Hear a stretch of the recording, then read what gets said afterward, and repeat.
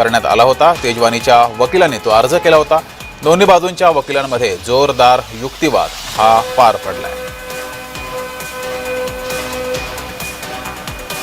ती प्रॉपर्टी जी आहे ती शासनाचीच आहे।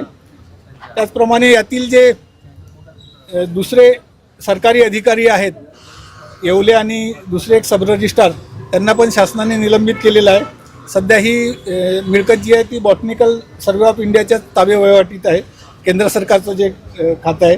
त्याचप्रमाणे ही प्रॉपर्टी जी आहे 1955 पासून आतापर्यंत शासनाच्याच ताब्यात आहे, आरोपींच्या ताब्यात ती कधीही नव्हती।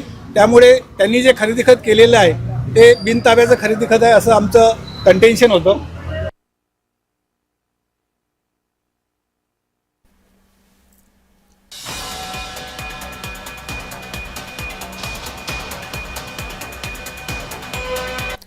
तर मुंढवा कथित जमीन घोटाळा प्रकरण नेमकं काय आहे ते पाहूयात।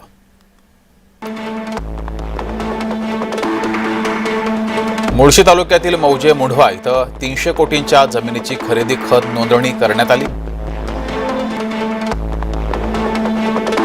जमिनीची बाजारभावानं किंमत 1800 कोटी असल्याचा विरोधकांचा दावा आहे।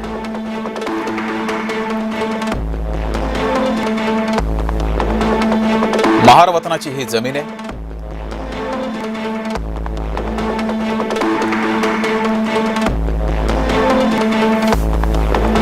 अशी जमीन सरकारच्या परवानगीशिवाय विकता किंवा हस्तांतरित करता किंवा गहाण ठेवता येत नाही। 25 मे 2025 रोजी जमिनीचा व्यवहार झाला।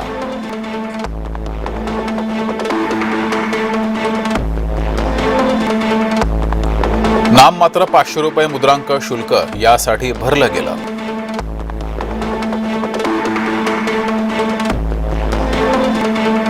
या व्यवहारामध्ये 21 कोटींचं मुद्रांक शुल्क भरणं अनिवार्य होतं।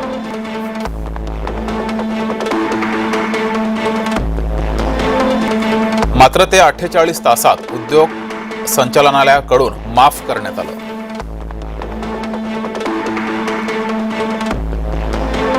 – 1973 साली ही संबंधित जमीन सरकारनं बॉटनिकल सर्वे ऑफ इंडिया या केंद्र सरकारच्या संस्थेला 2038 पर्यंत भाडे करारानं दिली होती। 2006 साली शीतल तेजवानी यांनी इतर 272 पक्षकारांबरोबरीनं पॉवर ऑफ अटर्नी करून घेतली।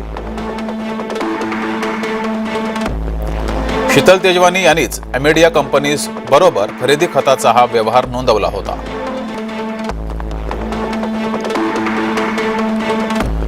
आरोपींमध्ये शीतल किशनचंद तेजवानी, दिग्विजय अमरसिंह पाटील आणि रवींद्र बाळकृष्ण तारू यांची नाव आहेत। तर अजित पवारांना राजीनामा द्यावाच लागेल।